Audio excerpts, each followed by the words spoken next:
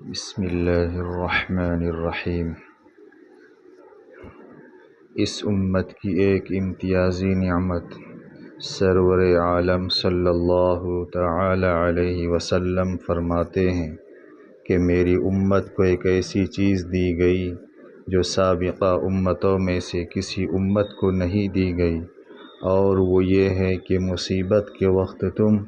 انا للہ و انا الیہ راجعون کہو۔ لہذا ہم سب کو اپنی قسمت پر شکر کرنا چاہیے کہ اللہ تعالی نے ہم سب کو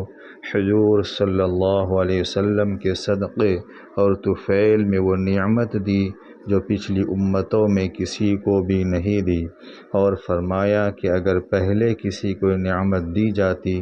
تو سب سے زیادہ حق حضرت یعقوب علیہ السلام کا تھا کہ جب ان کے بیٹے حضرت یوسف علیہ السلام گم ہو گئے تو اس وقت وہ کہے انا للہ و انا الیہ راجعون، لیکن چونکہ یہ نعمت کسی نبی کو نہیں دی گئی، اس لیے بیٹے کے گم ہونے پر یعقوب علیہ السلام کو جب غم پہنچا تو انہوں نے کہا یا اسف علی یوسف، ہائے افسوس یوسف۔ لہذا اس امت کو انا للہ ما بہ الامتیاز نعمت ہے جو سارے عالم میں ہم کو امتیازی شرف دیتی ہے،